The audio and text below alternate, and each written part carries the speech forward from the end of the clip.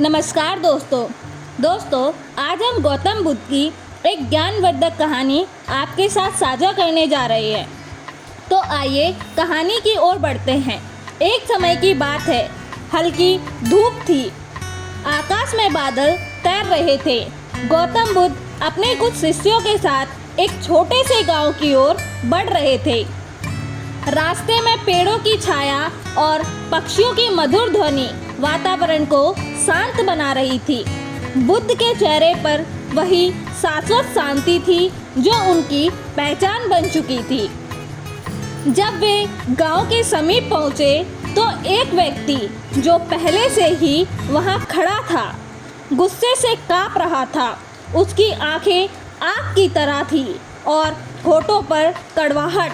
जैसे ही बुद्ध उसके पास पहुंचे, वह चीख पड़ा, तुम ढोंगी हो, पाखंडी हो, लोगों को भ्रमित करते हो अपनी मीठी मीठी बातों से।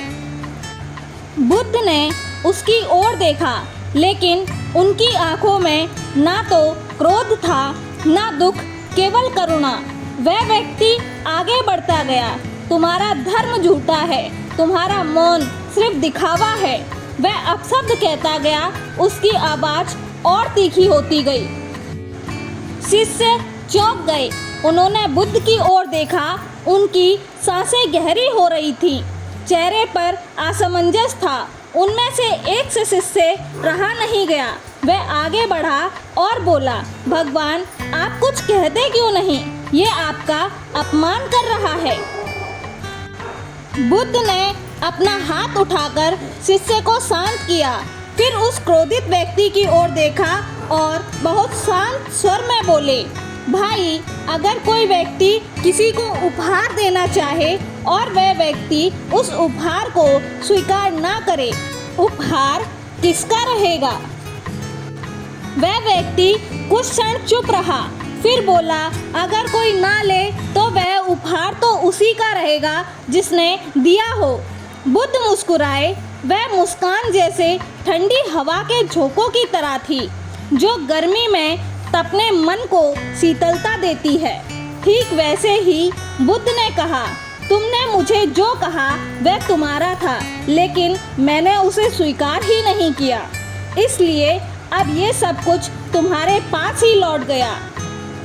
तब एक गहरा मौन सा छा गया। वह व्यक्ति कांपने लगा। उसकी आंखों में अब क्रोध नहीं, पछतावा था। उसकी जुबान पर अब अपशब्द नहीं, बल्कि मौन था। उसने धीरे से बुद्ध के चरणों में सिर झुका दिया। बुद्ध ने उसका सिर थामकर उठाया और कहा, क्रोध अग्नि की तरह है। पहले वह दूसरों को जलाने की कोशिश करता है, लेकिन अंत में वह उसी को भस्म कर देता है जो उसे भीतर पालता है। तो दोस्तों, इस कहानी से हमें यह सीखने को मिलता है कि इस संसार में लोग क्या कहेंगे यह हमारे हाथ में नहीं, लेकिन हम कैसे प्रतिक्रिया देंगे यह पूरी तरह हमारे हाथ में है। जीवन में शांति बाहरी स्थिति से नहीं, बल्कि अंदर की समझ से आती है।